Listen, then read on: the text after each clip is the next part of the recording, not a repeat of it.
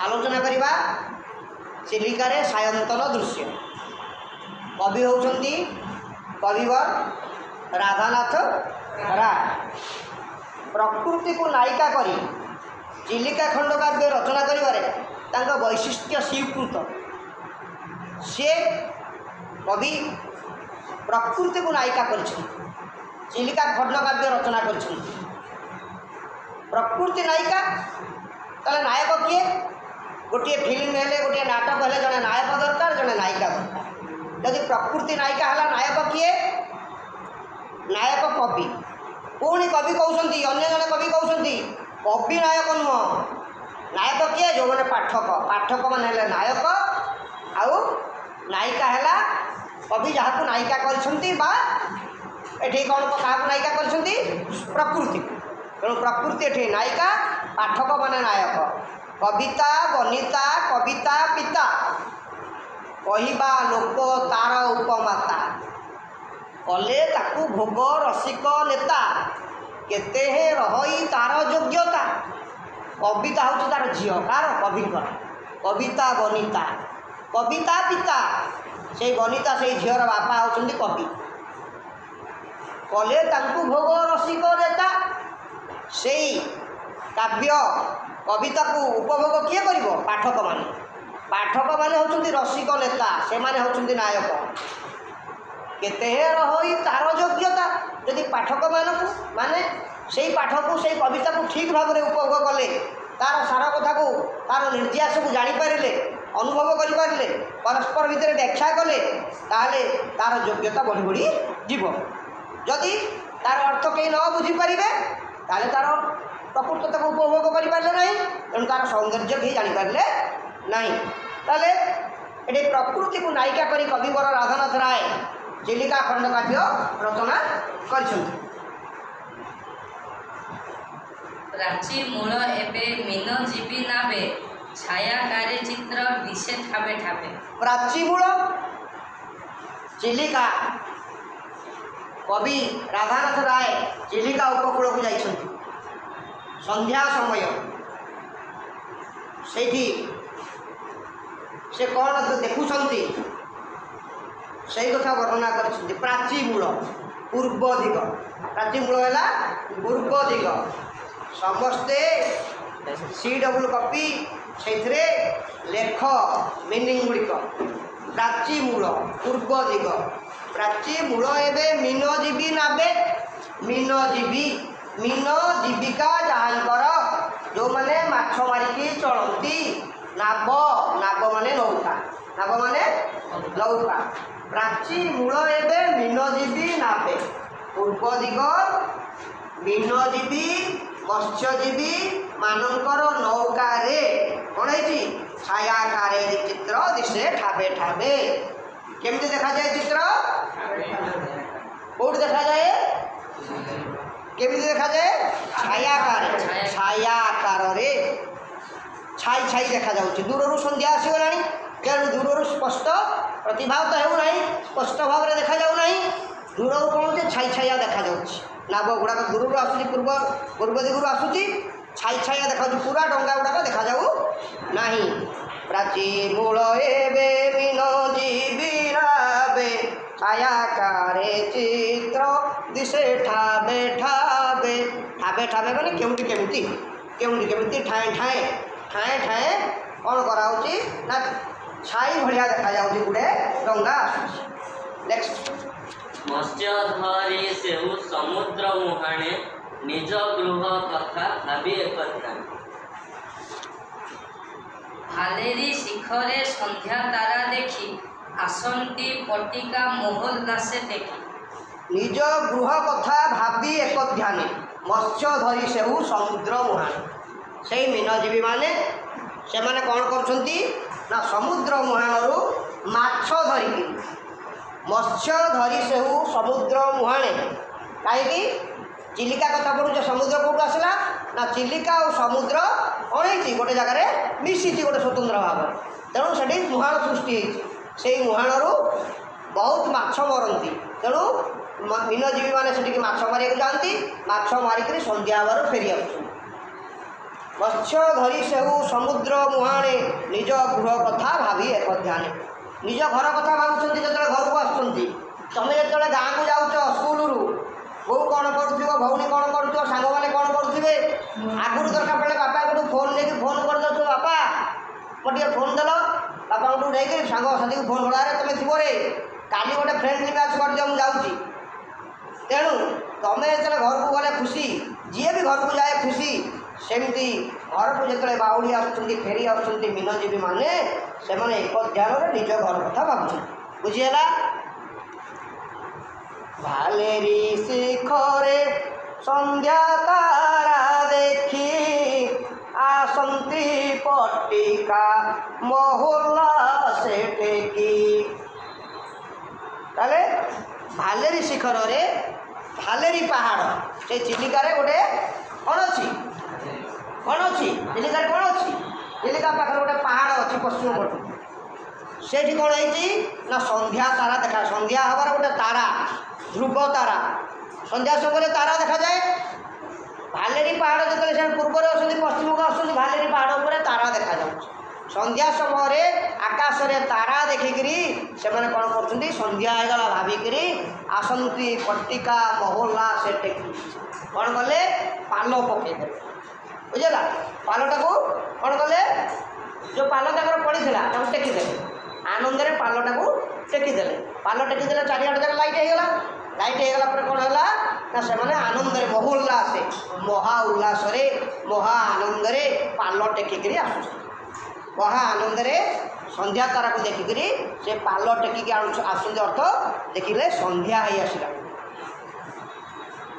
से आम पिलादिने पंचम श्रेणी में पढ़ी गोटे कविता मोर आज तुमको पढ़ेला मन पड़ा आगुरी मन नाला कात धरी धीरे नाउरी ना देछि बेली तारी अर्थ नाउरी धीरे धीरे ता ना को बेली देछि उत्तरा पवन आगकू दिए तले ठेली पट्टिका तले जो पालटा से टाणी थे बुझेगा जो पालटा से टाणी थे उत्तरा पवन होगा आगू ठेलू से कौन कले संध्या हो पालटा को टेकीदे आसंती पट्टिका महुल्ला से हाथ धरी धीरे नाउरी ना देछि बेली उत्तरा पवन आगकू दिए तले ठेली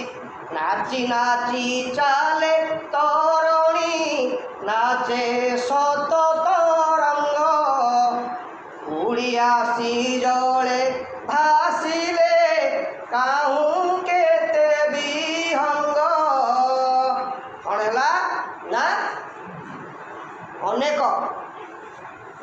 हंस हंसराणी कुआड़ू उड़िकी आसिक से चिलिकार जल भासुंट आउ तरुणी माने डंगा से नाची नाचिक तरंग उपरे जाऊँ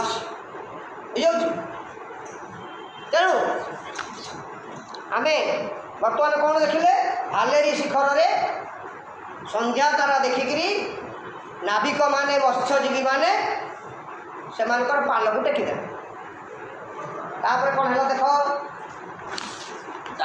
कंठु कवि सूर्य गीतामृत दूर बही आणे चिलिका मारुत उल्लासर आत्मा प्राय गीत तान हृद नील बक्षे करे अधिष्ठान कंठु कवि सूर्य गीतामृत से जो मत्स्यजीवी माने आसुचंती सेमानक कंठरे कवि सूर्य बलदेव रथंकर अमृत रूपक गीत संगीत से बोलुंट बलदेव रथ अति सुंदर संगीत लिखिथिले से संगीत से माने गाउछंती को माने अच्छा तमें केतेबेले संगीत गाओ जेतले मन खुशी थी मन खुशी थिले संगीत गाए मन दुख बेले तो मन दुख करी तो संगीत केते गाइब आउ के संगीत गाइले भल लगे तुमको संगीत गायक आसब ना मन इच्छा हम ना तेणु संगीत केतले गाती खुशी मन फुलाणिया गीत गाए अशोका नारी बाप घर जाए ଯେତେବେଳେ ମନ ତୁମର ଫୁଲାଣିଆ ଥିବ ଖୁସି ଥିବ ସେତିକିବେଳେ ତୁମେ ଗୀତ ଗାଇବାକୁ ଇଚ୍ଛା ହୁଏ। ସେଦିନ କହନ୍ତି ବାଥରୁମ୍ ସିଙ୍ଗର। କିଛି ନହେଲେ ବାହାର ନହେଲେ ବାଥରୁମ୍ରେ ବସି ଗୋଟେ ଗୀତ ବୋଲିଦେବ କେହି ଶୁଣିବେ ବୁଝିଲା। ତେଣୁ ଅଶୋକା ନାରୀ ବାପ ଘର ଯାଏ। ଯେଉଁ ସ୍ତ୍ରୀର ଶୋକ ନାହିଁ, ଘରେ ତାର ଦୁଃଖ ନାହିଁ, ତା ସ୍ୱାମୀ ଭଲ ଚାକିରି କରିଛି, ତା ଶ୍ୱଶୁର ଘରେ ଭଲ କୋଠାବାଡ଼ି ଅଛି, ତାର ଭଲ ହାଡ଼ମାଳ ପକେଇଛି, ତା ବାପ ଘରକୁ ସେ ଯିବ, ଦେଖ ମୋ ସ୍ୱାମୀ ଏଇଟା ଏଇ ମୋ ବାର୍ଥଡେକୁ ଆଣିଛନ୍ତି, ଗିଫ୍ଟ କରିଛନ୍ତି ମୋତେ, ଏଇ ମାଳଟା 1,43,000 ପଡ଼ିଛି। ତେଣୁ ଆଉ ଗୋଟେ କଥା ହେଲା, ରସିକା ନାରୀ ବାପ ଘର ଯାଏ।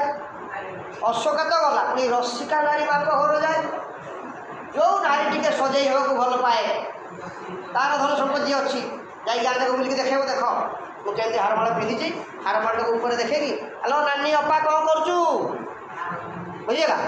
ତେଣୁ କବି ସୂର୍ଯ୍ୟଙ୍କର ସୁନ୍ଦର ସୁନ୍ଦର ସଙ୍ଗୀତକୁ ସେ ଗାଉଛନ୍ତି। କେଉଁମାନେ? ମତ୍ସ୍ୟଜୀବୀମାନେ। ତାଙ୍କ ମନ ଖୁସି ଅଛି, ଘରକୁ ଆସୁଛନ୍ତି ନା, ମନ ଖୁସି ଅଛି, ତେଣୁ ଗୀତ ଗାଇକି ଆସୁଛ। ତମେ ହିନ୍ଦୀ ଫିଲ୍ମ ଗାଉଛ ଯେତେବେଳେ ମନ ଖୁସି ଅଛି ବୁଝିଗଲା। ତେଣୁ ଦୂରୁ ବହି ଆଣେ ଚିଲିକା ମାରୁତ, ଲେଖୁଥାଅ, ପାଠପଢ଼ା ସହିତ ଲେଖୁଥାଅ। ମାରୁତ, ମାରୁତ ମାନେ ପବନ।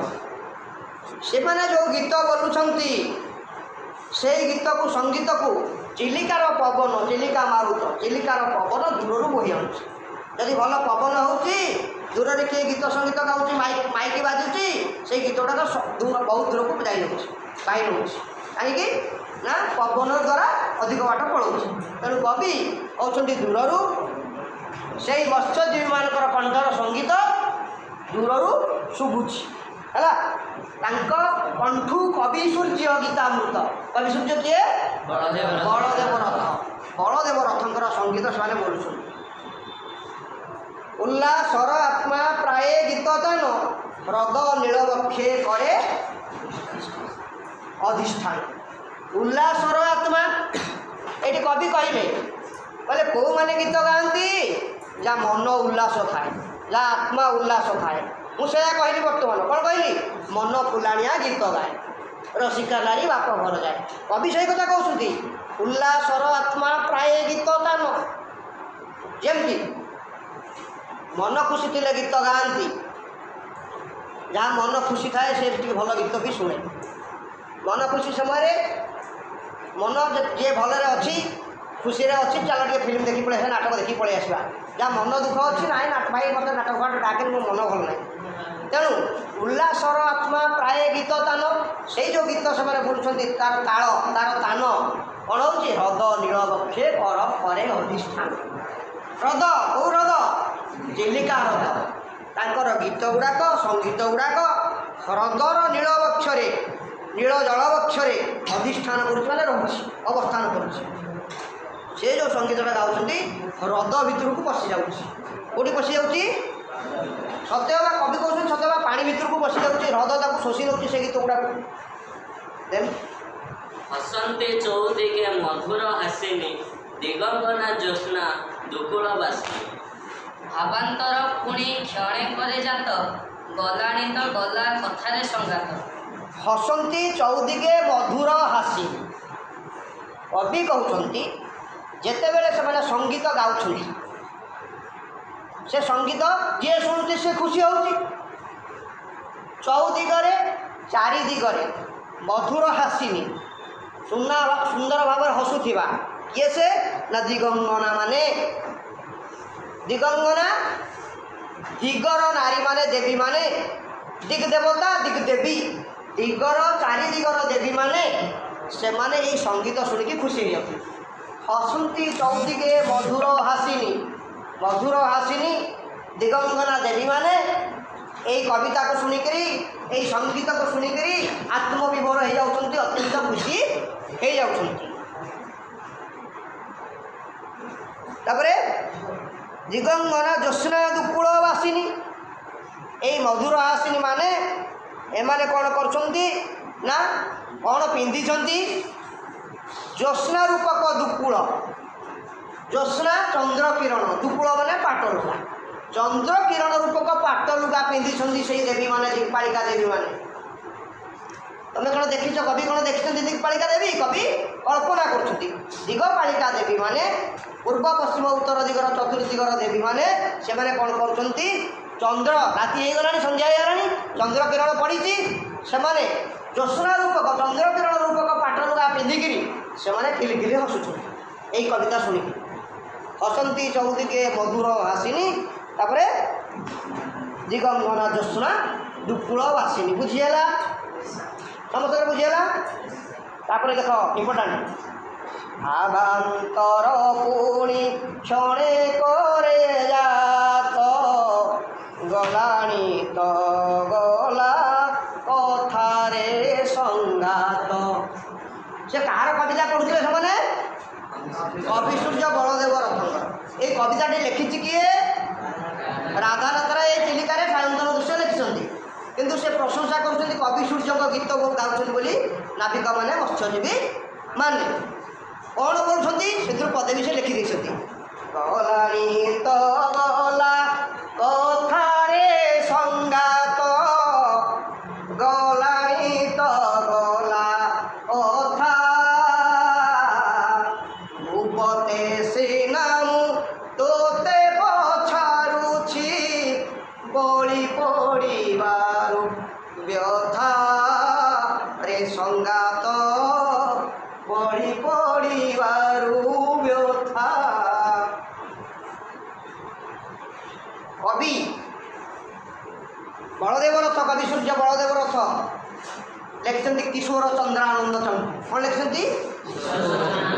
किशोर चंद्र आनंद चंद तार अर्थ कौन किशोर किशोर कृष्ण किशोर कृष्ण विषय लिखिं चंद्रमुख केमती आनंद है कविता शुणिकी विषय चंपू चारिपदिया कविता लिखिं तेणु किशोर चंद्रानंद चंपुरे से जो कविता गुड़ाक लिखिं अति सुंदर कविता श्रीकृष्ण राधा विषय लिखिं ललिता विषय लिखिं विशाखा विषय लिखिं एगुड़िक से जनमानस बहु आदृत थिला घरे घरे कविंकर कविता पढ़ुले से जड़े कवि लिखिं गाए तुम्भ गीत सभारे पंडित पथे पांथ हृष्ट मना